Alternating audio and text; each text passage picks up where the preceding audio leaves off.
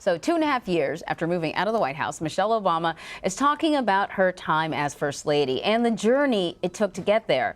The former First Lady and best-selling author now sat down for an interview with CBS This Morning co-host Gayle King at the Essence Festival in New Orleans Saturday. She talked about being targeted for being a powerful black woman. And here's some of that conversation. I had a very clear vision of what I had to do when I went into the White House as First Lady.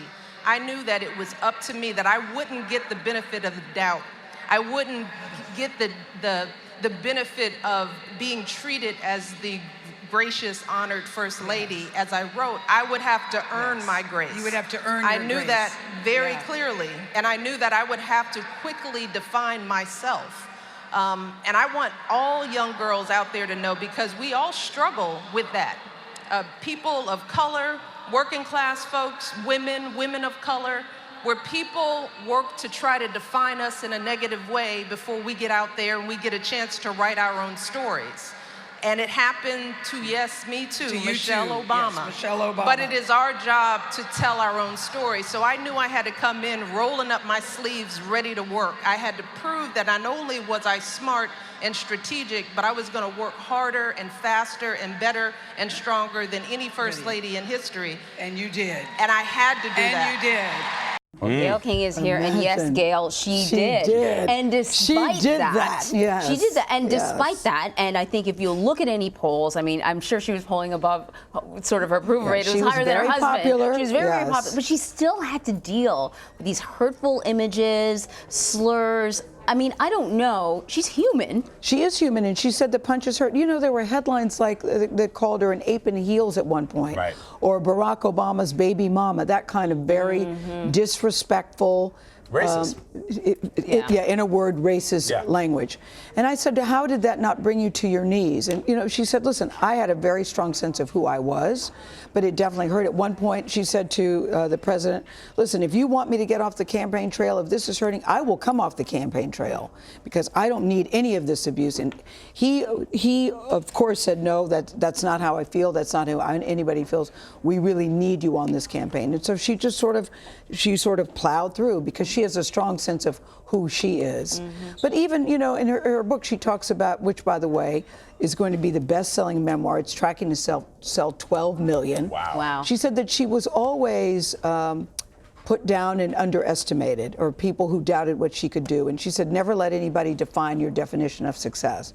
Said, you know, it's good to be underestimated and over-deliver, but many times, after a while, you get tired of being underestimated, which I think is a really good point. For sure. But, you know, one of the things that struck me about what she said, and this is something the former President Barack Obama has said as well, which is the idea of being better, stronger, faster than those around you, because it does seem to me that is the definition of being black in America. Yeah, you're not given the benefit of the doubt. No, that's true. When I was a kid growing up, we talked about this, Anne-Marie. You know, if I got a B or a C and I came home and I told my mom, well, you know, my buddy Billy got a C, and so we should be treated equal. He's okay. And my mother would say, I'm not Billy's mother. Right, I'm not Billy's mother, and you're not Billy, because Billy is not you. Yeah, you're judged differently. You're going to be judged differently. If you don't bring home A's, they're going to say, well, Vlad's stupid, or he should be in, you know, technical school or something. And so imagine going into the White House with that kind of mindset, knowing that there really is no room for error. She points out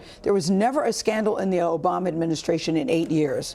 I think the biggest scandal people talked about was when he wore those tan pants. And she wore shorts when they went to the Grand Canyon. It was 112 friggin' disease. And they were shorts to her knees. It's not like they were hot pants. Right. And people were saying, oh my God, oh my God. But, you know, you look at the 8 years that they were there and the things that they accomplished while they were there.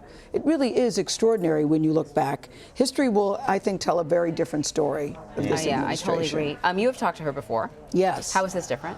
It was different because, number one, you're at the Essence Festival with 50,000 people. So 50,000 plus in the Superdome. And people were so mesmerized and wanted to hear everything she said that at some point you couldn't even hear a pin drop. So that was different. And to try to maintain the intimacy when you're talking in front of so many people. But I actually think it worked that way. You know, after a while, I was always aware, of course, there was a crowd there, but you get so engrossed in the conversation talking to her. I knew we had an hour. She really didn't want to talk politics. She wants to talk about health and wellness with women. You tried, though. Yeah. You did try to ask And some you have to. politics You're there. journalist. Well, you have to, Yeah. and she did end up talking about it. But, you know, she has a very strong sense of self.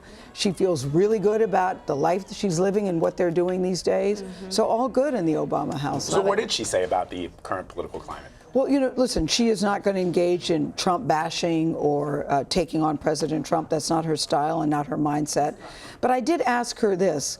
What is it like when it seems that everything that you and your husband built, this administration seems to want to dismantle just because you guys did it? Sometimes they don't even have another alternative. Sometimes they don't even have any idea or a better idea. It's just something as simple as the school lunch program. You know, she was really on one of her big campaigns was for us to get moving and eat healthier. They changed the rules in the nutrition to get rid of, you know, sugary milks and sodium and refined grains. Those are now all back in. And you think, all you're trying to do is get people to eat healthy. I said, what is that like? And she said, well, you know what? We don't look at it as dismantling our legacy. We just went in there, we just wanted to do a good job for the American people and let the American people decide whether this is good or this is bad. But she said neither I or Barack think, oh my God, look at all the hard work we've done, they're now tearing it down. We just don't look at it like that. I go, well, a lot of people in America do. She goes, well, we don't, and that's a waste of time. That's good advice for everyone. I thought that was such an interesting Yeah. answer. I was not expecting that. Did you get a chance to talk to her about her children? Because I find it sort of interesting that, you know, they had to endure the 8 years in the White House, and then now they're out. Yeah. And they get to just be they're gonna be empty young nesters. adults, but still there's such an interest in them. Well, listen, Sasha and Malia were 7 and 10. Sasha was 7, Malia was 10 when they went to the White House. They're now 18 and 21, so they grew That's up. remarkable. That Yeah. was their home. That's where they grew up. The Obamas are, you know, Sasha, we all know, has gone to Harvard, and not Sasha, Malia's gone to Harvard, and Sasha's going to college this fall.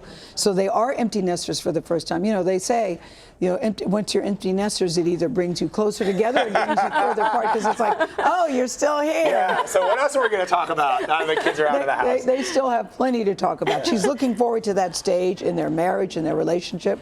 She's very excited for her daughters, and she raised them to be so normal. You know, she would tell them, this Secret Service is here because of your father, not because of you. They're here because of your father. So she really wanted them to have as normal life as possible. And they actually seem to have done that. They learned to drive while they're at the White House. You know, they hired a retired police officer, an ex-Secret Service person to teach them how to drive. So they did all of the normal stuff. She said, imagine getting your first kiss with some guy standing there with a gun. Imagine that. Or if they wanted friends over to go to a friend's house, you know, they would call and say, listen, we need to know if you have any drugs in the house, any weapons in the house, what's your social security number. Just for like a sleepover or Just for a something. sleepover. Yeah. We're not saying we're going to take the drugs. We just need to know that they're there. And that there will be somebody sitting outside your house with guns. If they could come in and use the bathroom from time to time, that would be okay. She said it's a wonder that her kids had any friends. That's But, you know, it was, incredible. you know, she enjoyed the time in the White House, but this is a new chapter. You know what she really wants to talk about now is mental health and wellness. She's very concerned after traveling around the country to go, and the world, talking about this book, what she wants women to understand about their mental health and their wellness and how important that is. And of course, they're watching the 2020 campaign. Well, I suspect that a lot of people, given that you had 50,000 people that turned up, stadium-sized seating essentially, Yes. to hear her Yeah, in the Superdome, talk about yes. that in the Superdome, that when she decides to, whatever it is she decides to do about mental health, And people are going wellness, to be, yes. taking, No, she definitely has plans to get into that space because she's very concerned and she wants us to be healthy, both physically and mentally. Right. Was it a She's little working on nerve-wracking that. with 50,000 people? It's so funny when you watch the Not for Gayle. image. I know, but like they've got like a little table, and it looks like it's a tiny living room, but there's 50,000 people I out know. in the audience. Alexis asked me that. Alexis, my assistant here at CBS, says, was it nervous? I said, You know, I wasn't nervous until you walk out and you see, you know, during rehearsal you see the vast, you know, it's so cavernous, as you know. You think, wow, it's big, but you walk out and you see all the people in the seats.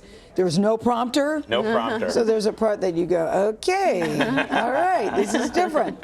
But once you sit down and you're on the stage and it's just the two of you, I really just focused on that. But I really felt honored that they asked me to do it. It was a privilege to do it. I felt honored. And in that room, you know, everybody calls her our forever First Lady. So you walk out and you're in a very friendly audience that people just want to know how she doing, what she doing. It's just sort of a lot of, hey, Michelle, because people really do feel that they know her. They respect and admire her so much. And it's not just at the Essence Festival. Wherever she went worldwide, people showed up in huge numbers. Wow. You know, she is really missed. Her voice is really missed. Her opinion is really missed. And, you know, she has more work to do, for sure. That is good news. Yes, indeed. I think they're living their best life. I said, are you guys, you seem to be living your best life, are you? And she said, listen, Barack and Michelle are good. But our definition of living our best life is when everyone else is living their best life. And that is not what is happening right now. That is not the situation. So until that question is answered, I can't say, yeah, we're living our best life. But yeah, we are good. But when you look outside of that, there's still a lot of work to be done. Man. Really she was fantastic. I cannot wait. And everybody, Anne-Marie, loved the curls. Yes, of course. She told me I'm going curly for the summer. Everybody loves it. Yeah. And we love this interview. Yes. Thank you, Gayle, for stopping by. Yeah, we ran it on CBSN Live. I know. Did you know that? I didn't know that. Yeah, we ran it on CBSN Live. It's a brilliant idea. And they're going to run it again, yeah. It was the full hour. There's some brilliant minds working here. Apparently. It's a good idea. They have good taste and talent anyways. Smarter than me, for sure. Thank you, Gayle. Thank you. Thank you.